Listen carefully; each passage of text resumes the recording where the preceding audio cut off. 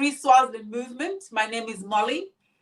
Free Swaziland Movement team brings you a very, very interesting interview with the one and only Comrade victim, Mphandlana Peter Shongwe. So please listen, take notes, and learn from this legend. He's got so much to say to you today. Pay attention. And please, if you have any questions, don't forget to comment. Don't forget to ask questions. And please do share so that you can learn. Mphandlana has been fighting for the Swazi people for more than, I think, 30 years. It might be more. So you must take notes. You must ask questions. He will answer. We will answer. Try and answer all the questions. So yeah, tune in. We're ready. Listen. It is in the morning in Swaziland, Molly. Thank you very much for having me here to make some contributions in your widely listened online interviews. First of all, I would like to express my displeasure on the ongoing war between Ukraine, not Ukraine per se, but between the Western powers and Russia. This is a very unnecessary war, which is obvious why it has been brought to the people of Ukraine in particular, which is being made a pawn to fight some proxy wars, American proxy wars.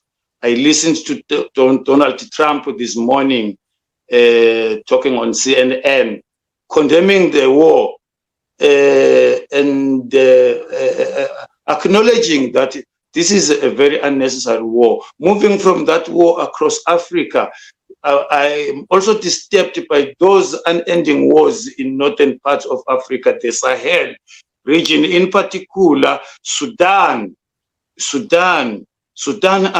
Sudan is from famine, but now it is engulfed in wars. And moving further down south, the SADC region, the unending wars in the Congo and elsewhere. And these are the very things that set humankind backward. Imagine the Russian-Ukraine war, which is causing a lot of starvation around the world, because we learned just now that Ukraine was supplying almost a quarter of the world with food. But we do not lose hope. As long as there are smart people like those ones who like the minds that assembled in Boksburg, South Africa under BRICS, we hope they will come out with a solution to the world.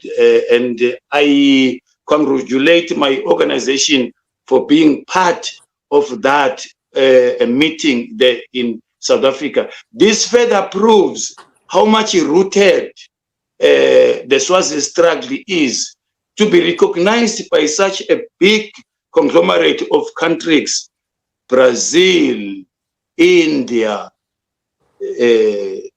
China, Russia, South Africa. this is very, very, very, very incredible. In fact, this is promising. So thank you, Comrade. So you think that your party, Podemo, being invited to the BRICS meeting is a way forward? It shows that people are listening to the Swazi. We are recognized as a country, and there's hope that we will attain democracy in a few years or less than 6 months. What's your take on that? I hope it is not Podemo that was invited there, but it was the Swazi people that were invited there to map a way forward to the Swazi question. And of course, I have a feeling, a very positive feeling, that something will definitely come out of that gathering there, because looking at the people who were gathered there, you are talking of experienced leaders, people who have experienced apartheid. Apartheid is not different from Tingunja, you know. So I hope those people shared some ideas on how we can navigate our problems in this country. Yeah, thank you, Comrade. Because I know CPS was invited. I know Podemo was there, and who else was invited to represent the Swazi people? There could have been quite a number of others. I'm not sure, but I was more in particular with an organization where I've spent my whole life there, which I respect the other organization as much as I respect anybody. Great. No, thank you so much. Thank you, Comrade. Right, I know you just you have a meeting today. It's quite a busy time in Swaziland. We've got elections. When are the elections? Well, I could not be bothered about those elections issues, but what bothers me most is the meeting that I am rushing to just now, that a meeting that I'm involved in organizing, that of the health crisis. Yes, of course, tomorrow we are told there will be those nominations in the chiefdoms. So to me, I'm a well-known pacifist on the issue of the Tingunja elections, which I do not subscribe to. So yes, people are busy moving up and down, but myself, I'm more concerned about the health of the people, which is at risk. We can go on busying ourselves with other things, but the end result is we will all end up in a hospital. Imagine all those people who will be online tomorrow. At the end of the day, they will have to see a doctor. They will have to get some medical drugs. The elections, whatever else, it will mean nothing as long as there are no drugs in hospitals. That is the pillar of life. Yeah, thank you, Comrade. So you have a meeting today, and it's based on the health crisis in Swaziland. What's happening in Swaziland? Quickly, just 1 minute, tell us what's happening in Swaziland, because we know that the king opened a private hospital. Why did King Mswati open a private hospital, and who is it for? And who can afford to go and get treatment in that hospital? Well, let me not isolate the issue of health in particular. Here we are facing a situation of a crumbling system. It is not only the issue of health. All the ministries in the Tingunja government are dysfunctional. It is the Ministry of Works, it is not functioning. We are talking about the state of roads. It is the Ministry of Education is not functioning. We are talking about the backlog of scholarship. It is the Minister of Agriculture. It is not functioning. You see, it is raining today here, but if you were to go to the RTA stations right now, you are going to find skeletons of tractors, knowing very well that we are a month into a plowing season. You can name all the ministries. You can go to the Ministry of Tourism. There is no tourist that is coming in here. You know, the issue of the health crisis, it has been an ongoing an issue for some time.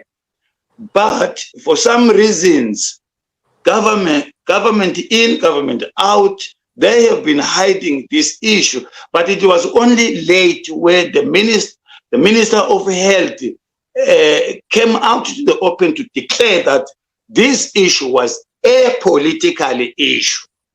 So what does it mean? It means a political solution. That is where we are in this country. We have got issues which need political attention, which need political solutions. But they are not attended. Instead, they are attended by what? By lies. Not very long ago, yesterday or the day before yesterday, we were told by the Minister of Finance that they have paid for medication, they've paid their debtors, people they owe. But on the same newspaper, the business people who supply government with this, they were claiming that they have not received anything. So this is where we are, in between of what is there and what is not there. This is the situation in this country where we have hit a certain stage where it is only lies that rules. Thank you, leader. But then, if my question is, a person would ask that, okay, I know that your party, I know you've mentioned, I read something, I've listened to I listened to your interview early this morning with Kawe Mamba. You were having a conversation, well, a debate with this man, what's his name? Sihle, I mean. I know you mentioned, and you mentioned like in another interview that you don't have a problem with the king. It's like what's your position with the king and your views or your political party where you like, the king must continue to rule. You still want the king. And then there's a complaint about everything falling apart. So could you just clarify your opinion, or just tell me where you stand in this project? Because I've heard you several times saying you don't mind having the king. Do you think could you briefly tell me what you mean by that? Thank you very much, Molly, for addressing this issue, and I will address it, I think, correct. For me, the issue of the king is another issue. Here we are talking about a human being who has a family that has to breathe, live.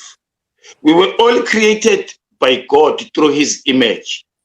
I have no right to wish anybody out of this world or out of, I have no right to wish anybody,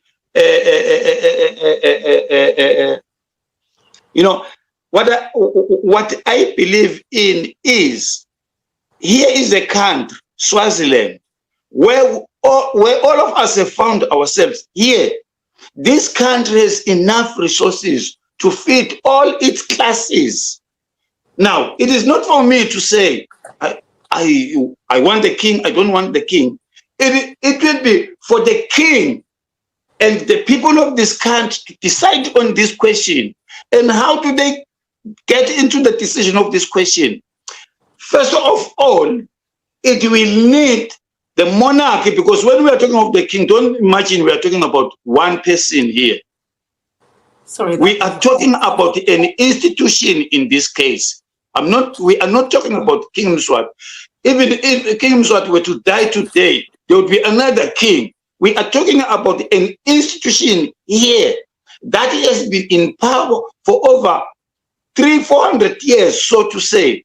Now, it will be for that institution to calibrate itself into the modern times. By the way, we are talking about institutions that have survived centuries in the world. They may be fairy stories, they may be fairy tales, but the best democracies in the world may be possibly found in the Nordic countries, where they've got monarchs there.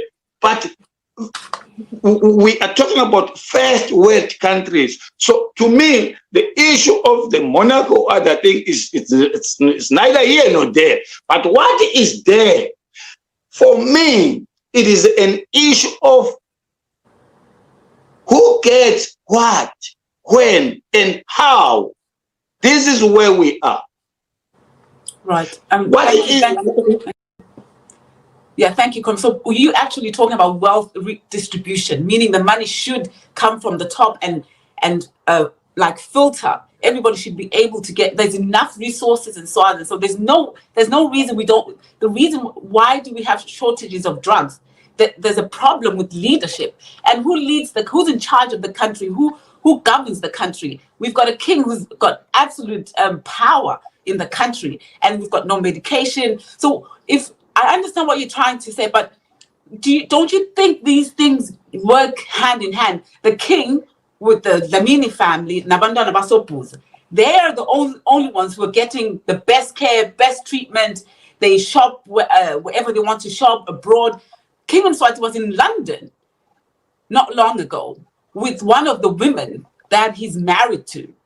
And she was wearing a very expensive dress. They were in the high, more Gucci buying. So don't you think there's a connection between there must be a connection. Because King Mswati is not doing well. I mean, I actually watched your interview yesterday. It was a very interesting interview, and I really enjoyed it. I took, I slept quite late because I wanted to know more about you. And there must be a connection, Mr. Shongwe. There must be a connection. Yes, madam.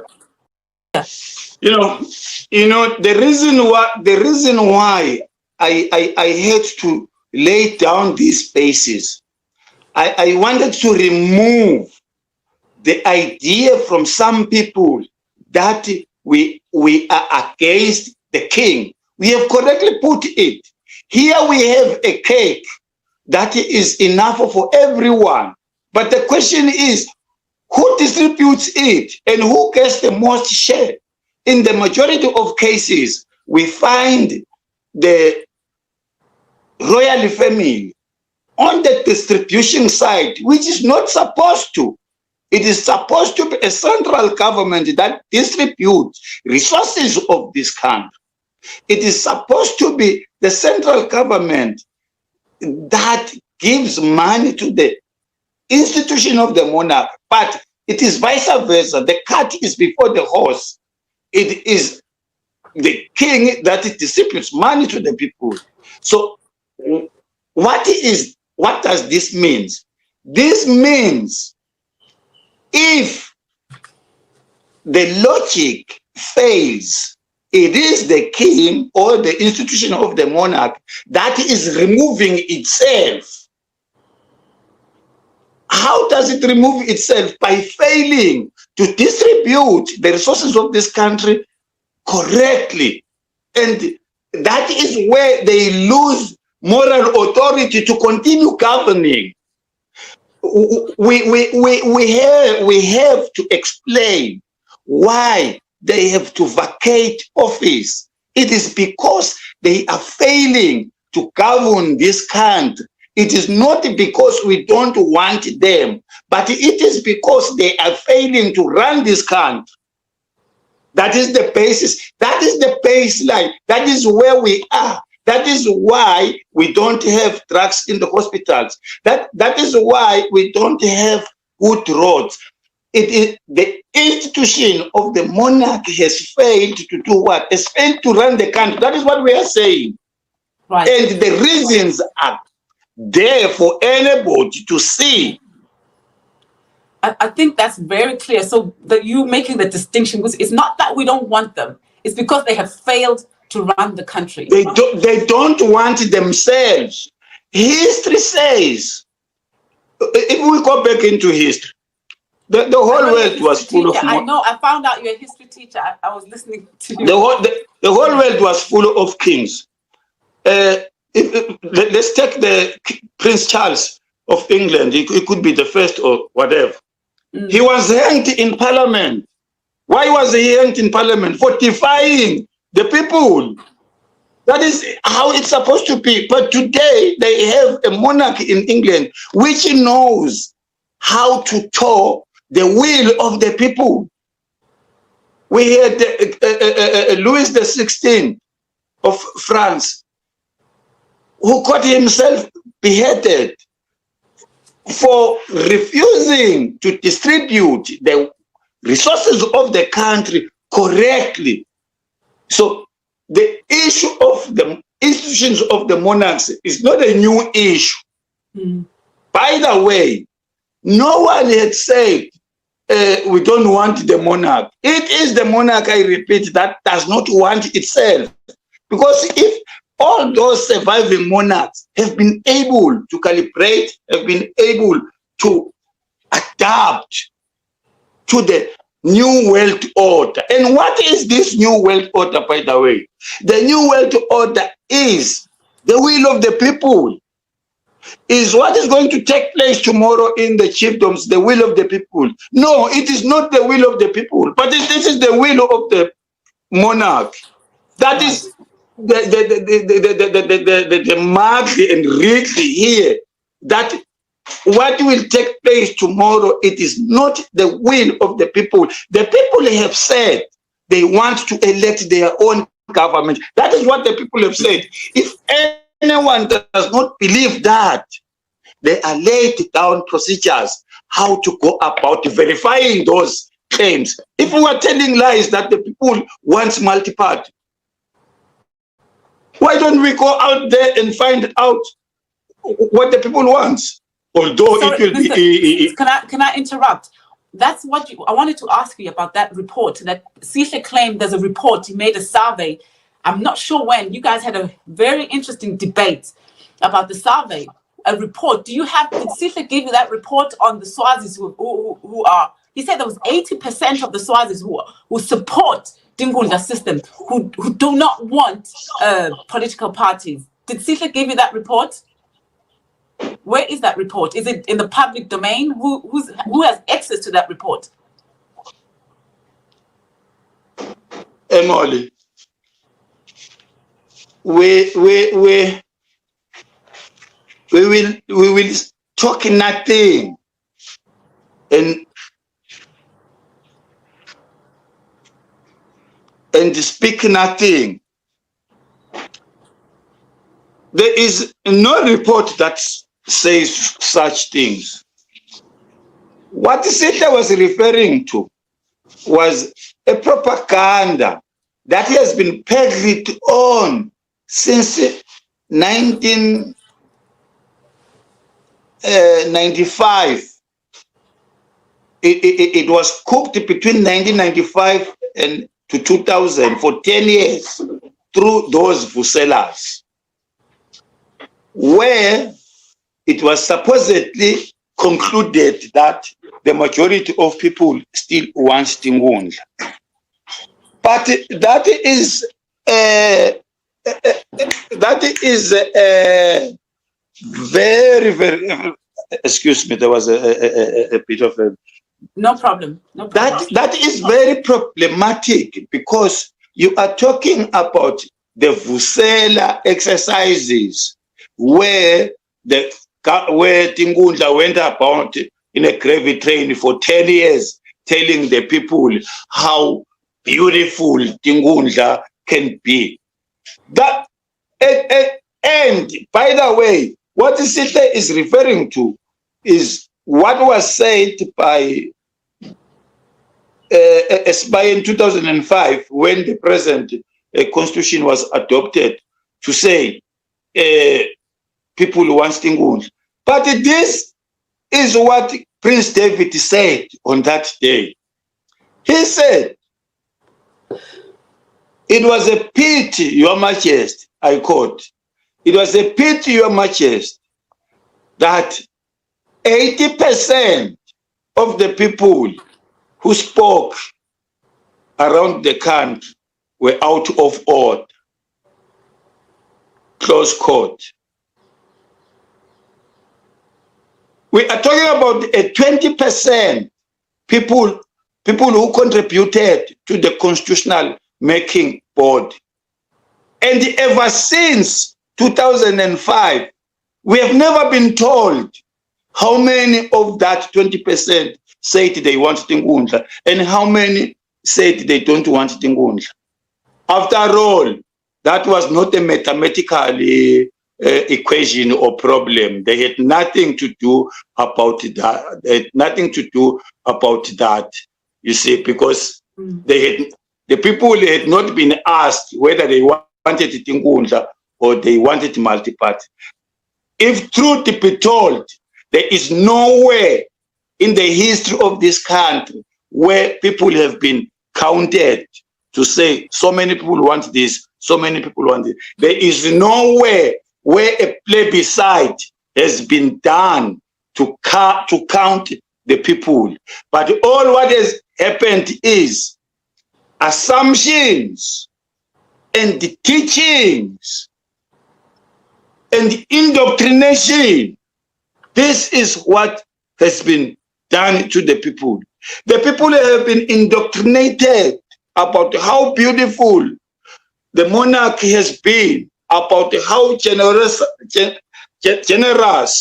Her Majesty has been, about how benevolent their majesties with their heirs and successors are. That is why at these days we can find Mazinyane roaming the country with tractors in their pockets, with trucks in their pockets.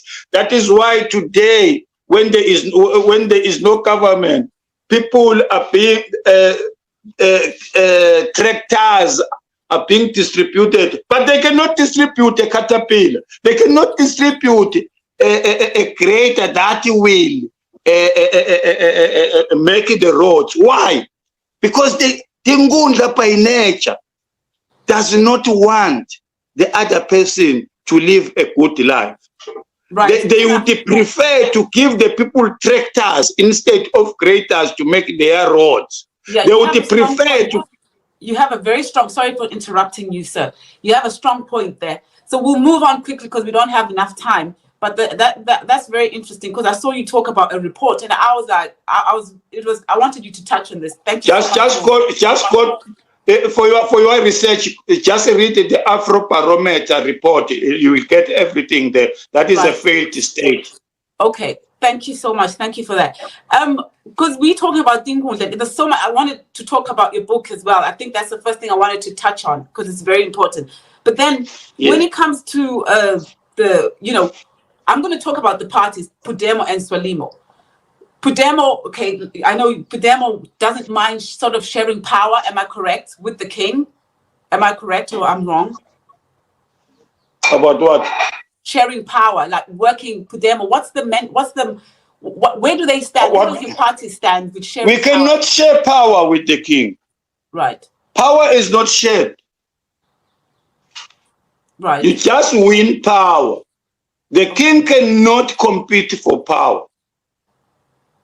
So you remove the king from every political. You cannot pit the king and it only happened once. That was between 1964 and 1967, where King Sobhuza formed his own party in Bogota. That one is the only. It is not going to.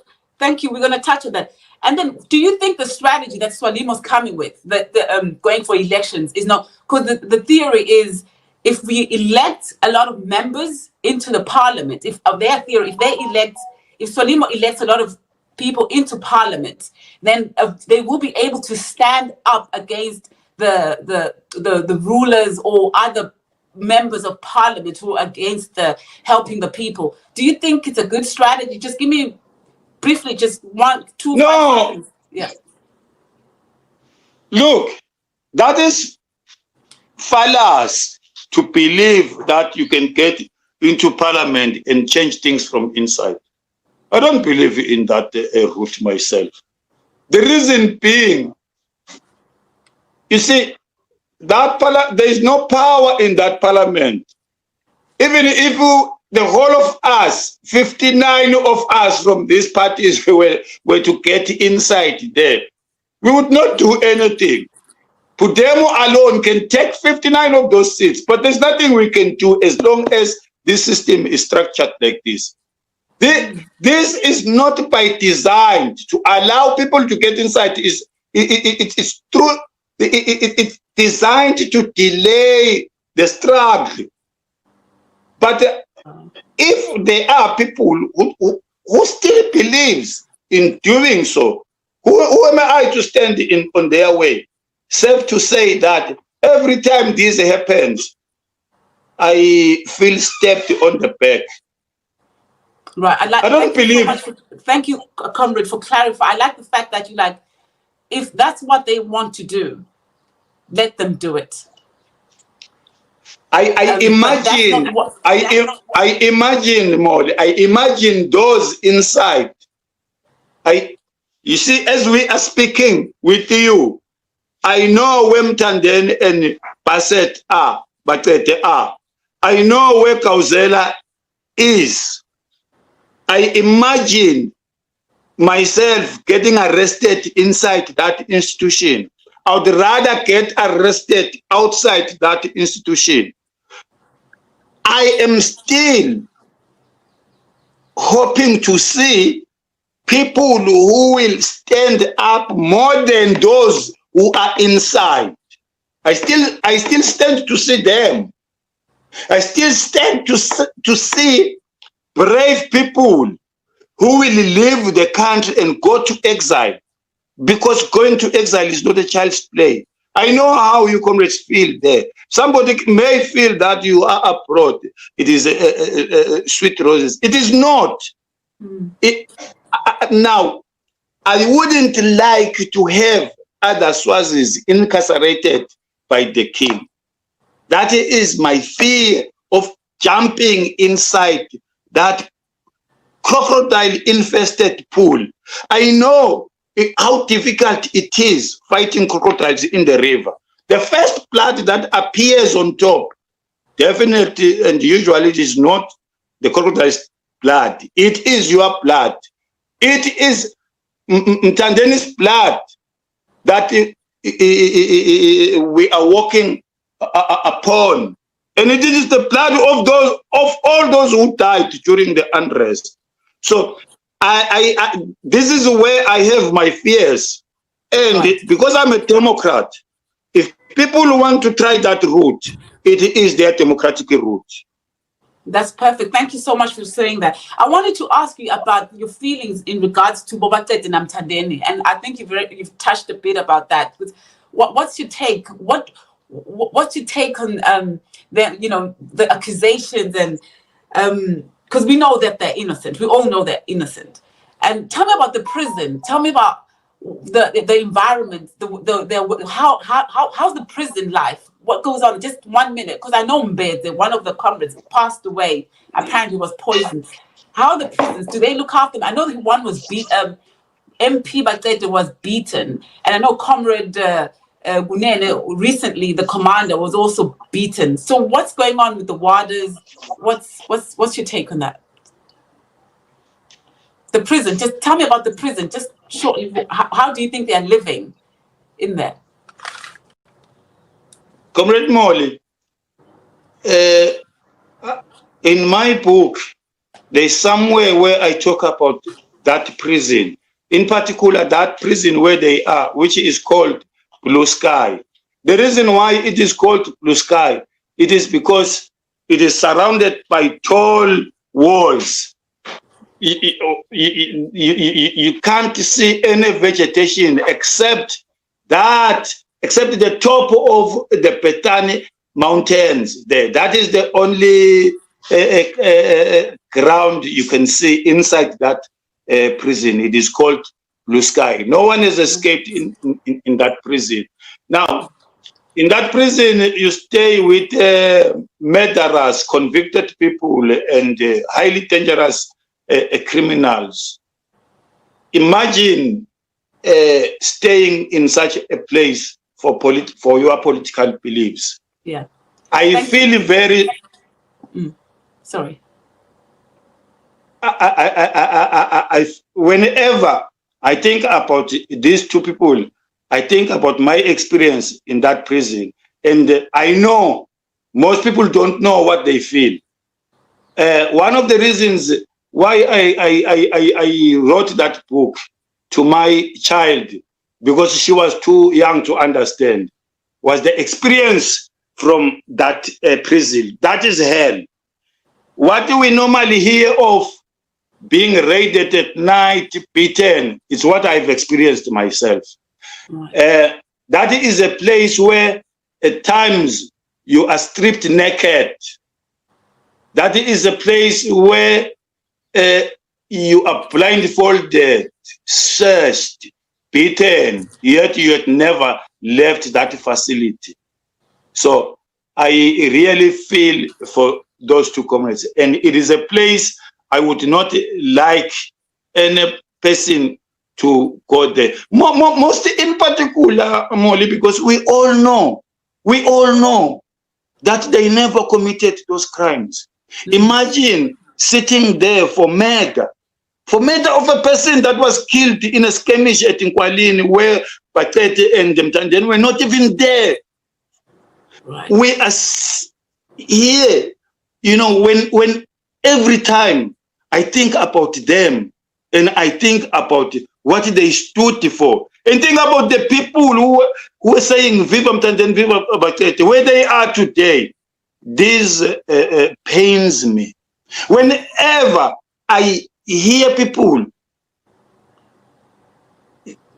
refusing to understand the nature of Tingul, how devilish this system can be, I just shudder, because we are talking about a system which could pluck its own people inside parliament and throw them into prison. And we still want to go inside and massage them. You know, Molly, Tingula does not need to be massaged. All Tingula needs, it needs to be wiped out through popular mass insurrection. That is the answer. Thank you, Comrade. Thank you. I hear your point. I agree with you in that one. But also, you know, your party has had 40 years of boycotting Tingul. And my question would be, so what is the plan of removing this this monarchy or king or Tingul system? How are we? What is the plan? In other words, how do we get out of this quagmire? Yes. They call it. Let me address the first issue. My party has not boycotted any elections. There has never been any elections. We must be precisely in our politics about what we speak about, so that we don't confuse ourselves, we don't confuse the world, we don't confuse the young ones. There's never been elections in this country since 1968, 1973.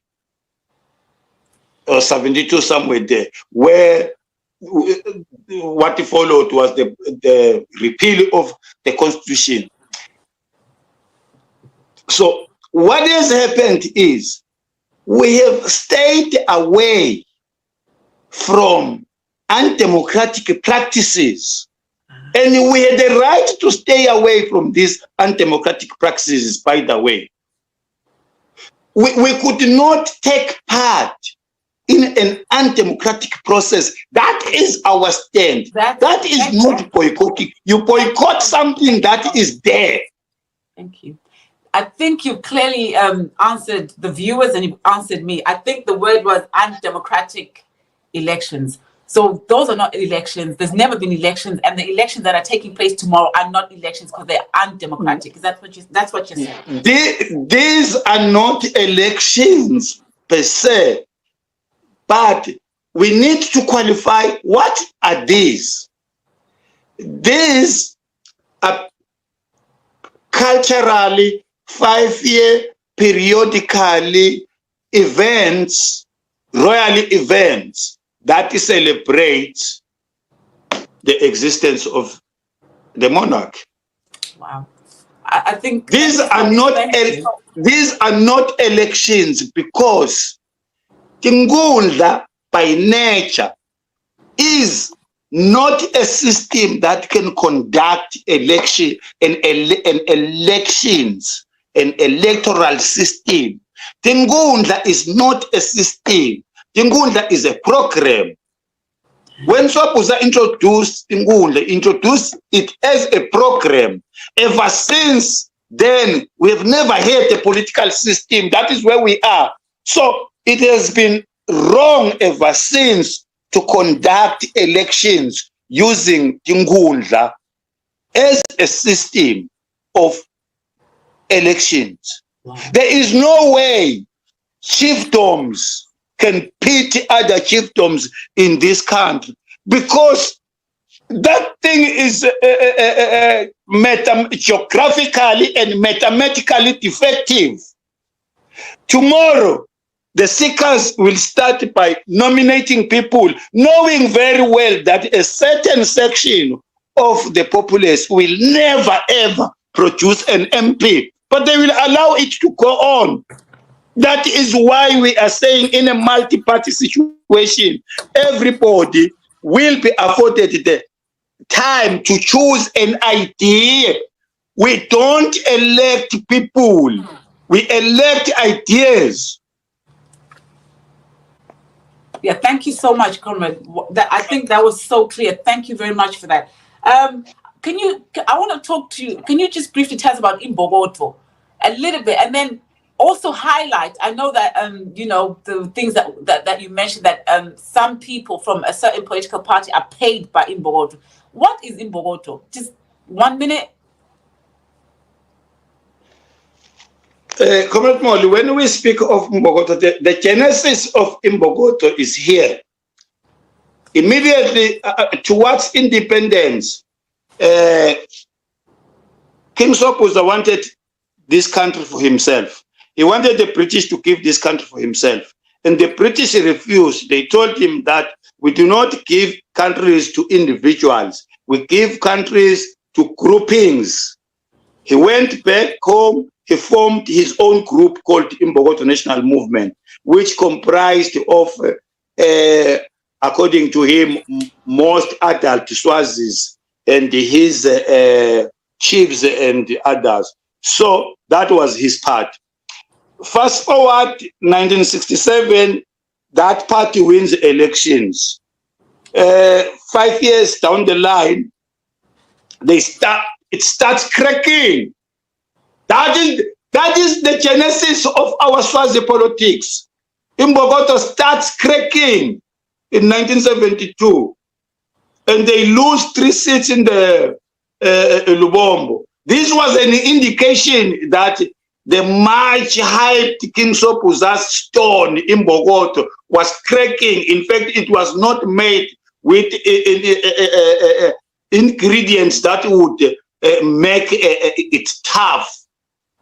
So when it starts cracking, remember, we are not alone in the region. There is South Africa. The interest of Swaziland is both in South Africa and elsewhere.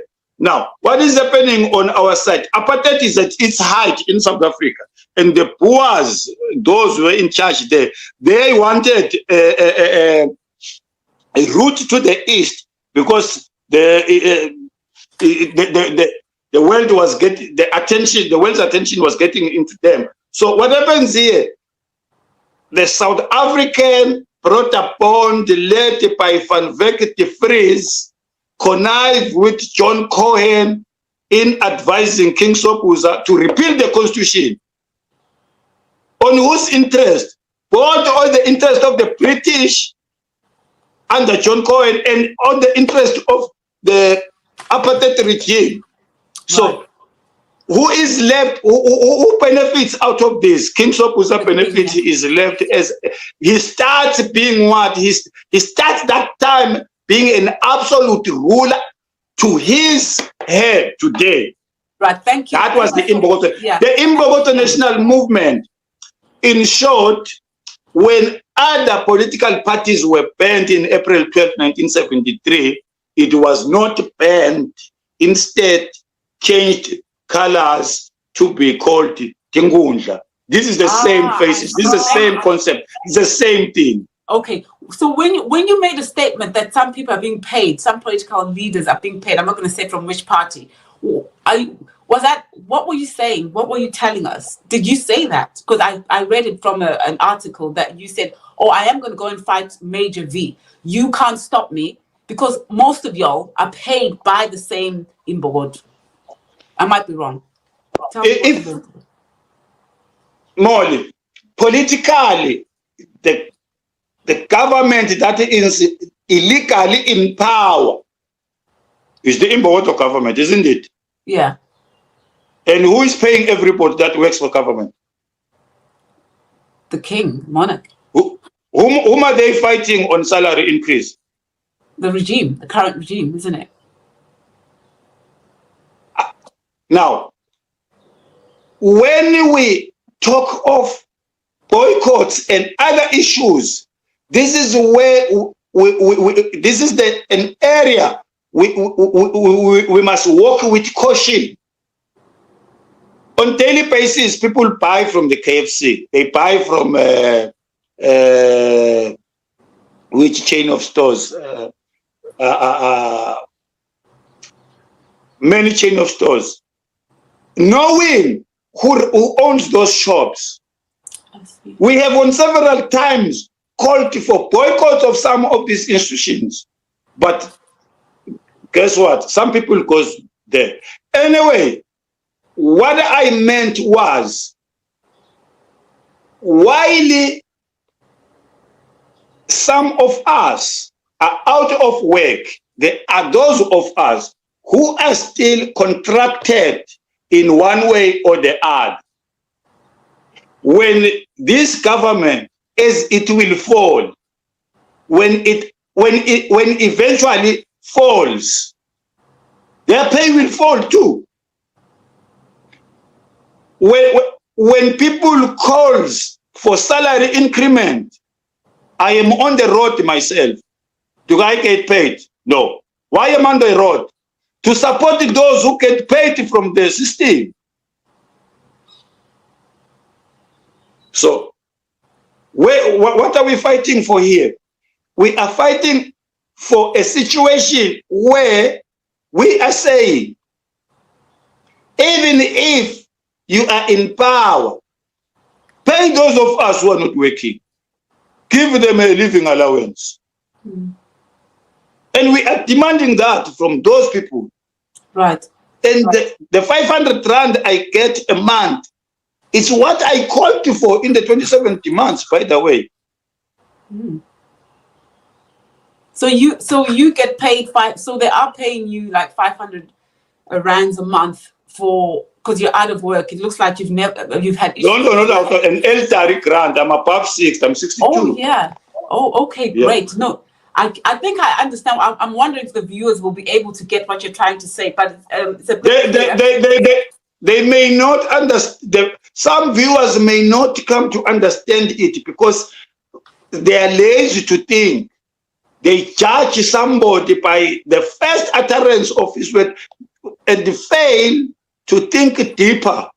Right. Thank you, Comrade. Let's move a bit forward. Do you know, Maud? Do you know that if tomorrow we were to say no one is going to work, we push it the second day, we push it the third day, the government can fall. But imagine how hard it becomes to convince these people to go to the streets. You see, myself, I think only one thing. I think only government shut it down. This is my frustration with. Sorry, Comrade. Sorry for interrupting. On that note, where it looks like a solution, why is it that parties are not taking that approach? Because you know that the power lies with the people, and you have just said that everybody in that country is paid by Imbogodvo. I think that's what you're trying to say. You were not saying that.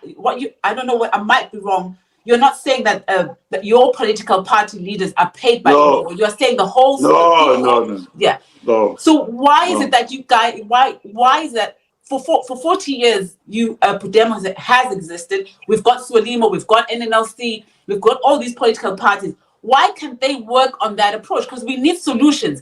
We had a show with Monty and them, Free Swazi Movement, on Zulu's show, where we asked the Swazis, they need to shut down the country. I'm not sure whether you get. No, to them not, Comrade. You shut it. You see, let us address it as the way forward. Right. The way it is supposed to be. Look, comrade, in the 40 years, we have built a movement that has produced leaders.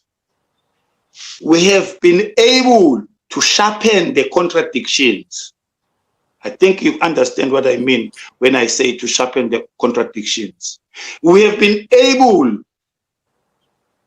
to uplift the standard of consciousness amongst the people.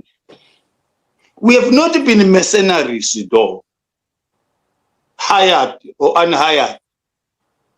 What we have been foot soldiers working on the conscientization of the people, believing that the liberation of the people is an act of the people themselves. We are not liberating the people. We are conscientizing the people to liberate themselves. People are not liberated. People liberate themselves. People must own the struggle. And this is the path you have been engaged in. Mind you, nations are like babies. They don't just stand up and walk. They crawl, put the first foot, move forward. In the last 4 decades, what we have produced is a conscious class of people who can by themselves take it to the streets, who can by themselves stand up and talk, who can by themselves demand salary increment. This is the wave we have been building. And in the last 2 years, we happened with everyone in the land, we happened to build a wave that took us, I can say, a work of 10 years. That work that was done in the unrest it was a work for 5 years. There are years, Molly, when we seem to do nothing. And there are years when we will do work of years. Mm. This is the situation. Right, thank you. Where we are right now is whether elections are starting tomorrow, they will come and go. But the Swazi struggle will still be there. The question is, what do we do with all those wounded souls? There will be wounded souls there, mind you, from paying tax. You know, everybody that goes there must be cleared by the SRA issue. We are still going to lose millions to Inbogodvo on the tax clearance issues. Right. Then, thank you. We're going to move a bit quick. Thank you for that answer, sir. Thank you so much. We're running out of time, and you have a very important meeting today. So I want to I want to keep that on. I'm going to go back. Let's talk about your Gubutega. Could you tell us your name? I know Wabutega. Why? When did you do it? I'm not saying. I just want to find out why and when did you do it, and what your name is, because I know they give you a name. Well, my name is Ndendewan. Ndendewan is Ndendewan. Yeah, and then there's the slender bicycle that runs fast.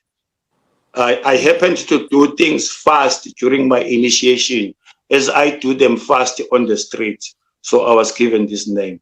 When I was ordered to go and fetch water on that peripheral with the holes bucket, I did it very fast and came back. Now, the question, I might not remember when I did this, but why you did it. I want to know why. But it could. I'm coming to that. I'm coming to that. Okay. I'm just on that one. It could be in the 90s, somewhere there. Now, the reason I had a comrade who came from that royal house, who participated in our rallies. One day he invited me to go and see what happens there. As a student of adventure and a student of history, I went inside there and I met people I know, and they were not hostile to me. And as a student of history, I started to learn the surroundings, learn how this a country is governed. You know, I learned a lot. By now, I'm possibly the only one who understands how the traditional and Western system is connected somewhere under the Botsega issue, which everybody, you see. So for me, it was an adventure to find out the locked secrets about what has actually made the Dlamini's to live up more than these years. You know, they came from the Lubombo, but up to now. What makes them survive? By now, I know what makes them survive. It is intimidation, you see, through the Botsega issues and other things. So, secondly, in our endeavor to understand the politics, we find the cultural issue. My constitution says we shall preserve our cultural heritage. There is no nation or no people who have no cultural heritage. Every nation has a cultural heritage. But what is this cultural heritage? You must be able to identify with. That is why when we talk of these things of monarchs and other things, you know, some things becomes our heritage, which if kept, they become harmless. But maybe, who knows, if you were to remove it and leave that vacuum. You see, you may ban Intwala today, but think about 30 years to come. You may find one or two people trying to sing it under a tree because they feel it was banned. That is why people like Osama bin Laden or Saddam were thrown somewhere in the sea so that they do not become shrines. You don't assassinate culture. You leave it die natural, because the risk of assassinating is when it resurrects sometime to come. Anyway, right. The baseline on the issue of Botsega is this. You know, in my experience, not everything is bad that is done there. But when unadulterated, you get the point. I am talking about the cultural part of it, unpoliticized. If people want to go there, you can stop them going there. But we do not want it to be used for political reasons as it is today. When I went to Emabuteni, I found somebody who did not know Pudemo, no Sbatesinje, no Imbogodvo. He didn't know all these things. So is that person an enemy or what? Because he doesn't know. How do you get to explain to that person that there is a difference between a monarchy and a government? Because to some, you know, the issue of Gubutega has been hijacked in order to perpetrate and indoctrinate the people about the institution of the monarch, which is not supposed to be. And what is the danger there? The danger there is when Tingundla disappears, it will disappear with the institution of the monarch together with the culture. People will start to hate the culture. Imagine when we want to get married these days. We don't want to wear suits because the Western marriage has collapsed. At the same time, we find it difficult to put on here because it resembles somebody's culture. No, it doesn't resemble somebody's culture. It may be our culture to wear here, but it is not somebody's culture. Those people who wear here and Emacho, you may find that they don't even know what inbogodvo is. They don't even know. They're not even on the side of the king. But by mere coming across them on their clothes, you are going to say, these people is this and this. This is where we might even lose it. As we speak, these are the people who will be electing, will be starting to elect government tomorrow. Those people we may look down upon. And paradoxically, it is the same people that do not have drugs in the hospitals. It is the same people that produces children who are sitting at home. And it is the same people who went to SBN. You see our problem, how complex it is. It's very complex. Thank you for clarifying that, Comrade. That it is very, very complex because tradition and the king, they seem to mix, and the culture looks ugly because the king uses culture to suppress, to dominate and steal and do whatever he wants to do to the Swazi people. So it's a gray area. There's a lot of work that needs to be done and teaching that needs to be done, because if you're going to go to SBN yet you don't have medication, you don't have money, there's just nothing. I think it's really, really sad. So we're going to move on to the next question. Thank you so much for answering that question. So the next question could be, I wanted to talk about Masuku. I saw you on one of the videos, and you're so, tell me a bit about Masuku. Just 5 seconds. Who was he to you? This is a giant mountain that I came across in 1983, and I sat under it. He took me as a comrade, although I was very young. This is a stalwart of the Swazi struggle who sacrificed his work for the struggle. And this is a stone, when thrown into a river, he would create waves. And this is a prisoner of conscience who, I believe, spent more years, days in prison, more than anyone, save for Mphandlana and Boycotting, who are set to break that record. Now, I am talking about a person who never had breaks in his struggle. And I looked forward to him not to have a break in this struggle. Him and myself had never had a break in this struggle.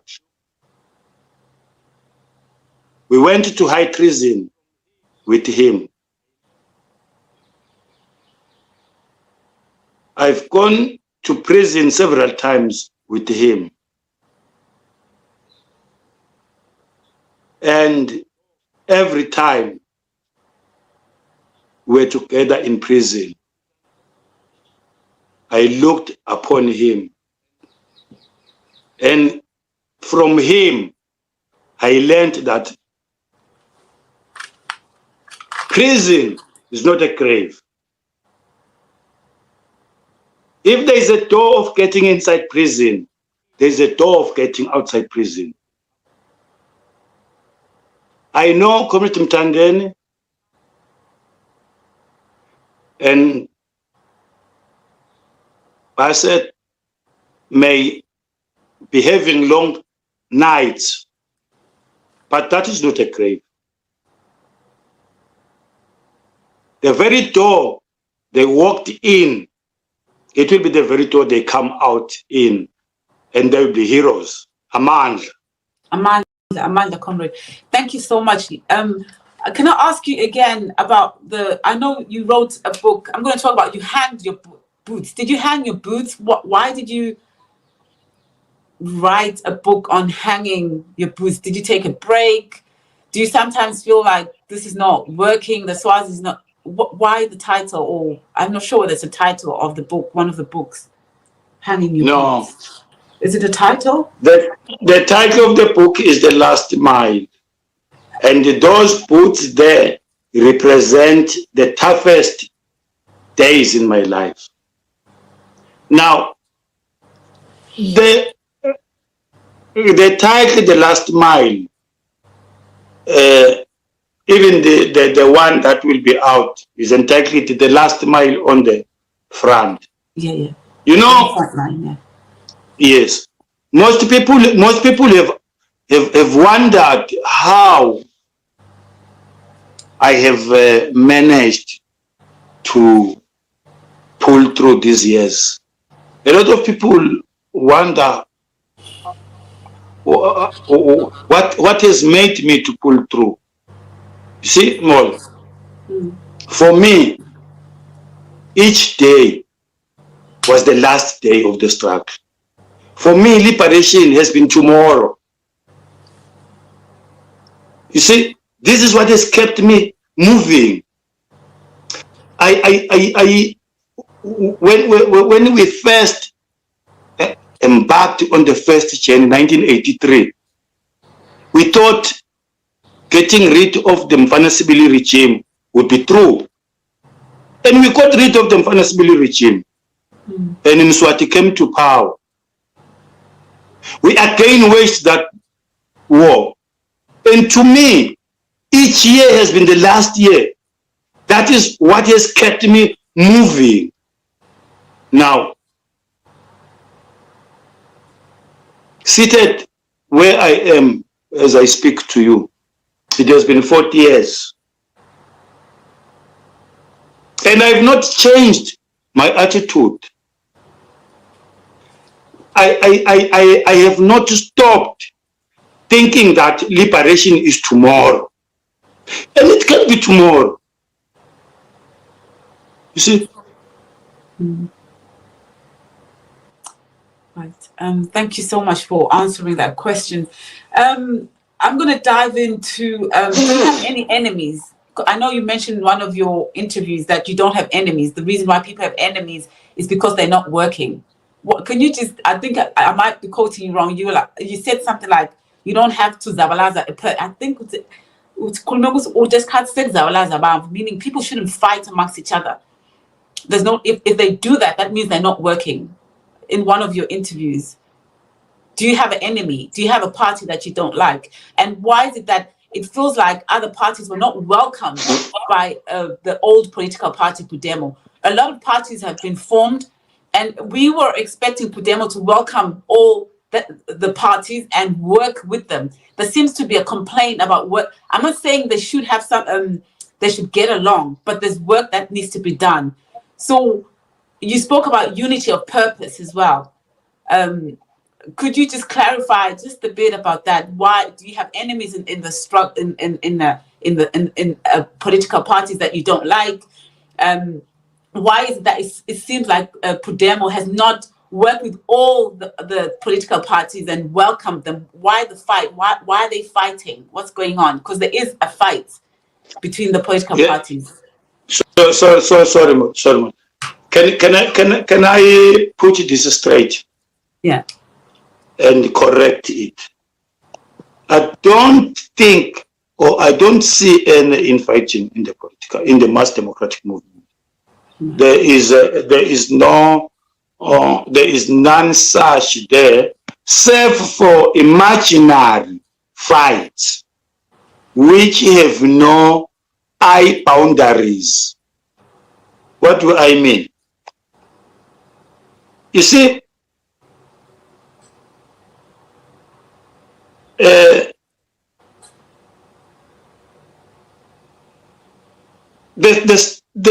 no one owns the struggle to start with. Yeah. Secondly, there is no blueprint. There is no liberation blueprint that has to be followed. And lastly, struggles may be the same or are the same, but they write different histories. Mm. So, in the Swazi struggle, for instance, each and everyone writes his own history. I will not agree that Pudemo does not like the other parties. Or if there is something that Pudemo welcomes, it is more boots on the streets and less writing on Facebook. This is where we differ. Mm. I do not have any enemy myself, but I don't want to hide it. Every time a new organization is formed out of blood from me, I feel backstabbed. But guess what happens? When we go on the back front, I never discriminate. When we are on the trenches, with the NLC, with the CPS, with the Swalim, when we inhale tear gas, when we dodge bullets, that is where we belong. We may not belong into caucus meetings where we will differ on political strategies. Where we belong is on the streets.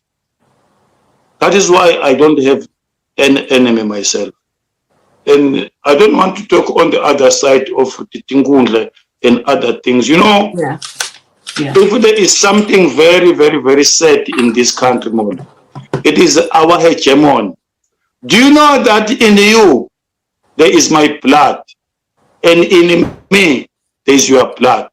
That is how the Swazi people, my brother, I have a brother in the army, I have a brother in the police force, I have a brother. That is the situation we find ourselves in. And as a result, there was not even one need for us to kill each other. Amongst those who killed others, they killed their own relatives. So to me, the country is too small to have enemies within. Those people in parliament, in the Mphandlana on the other side, they are not my, I don't, you know, they are my political enemies. And I don't have room for them in my heart. And I have no time to struggle another comrade and call him names, because I have no time to think about what the other comrade is doing, except this one that is next to me, except this one that is picking up the song.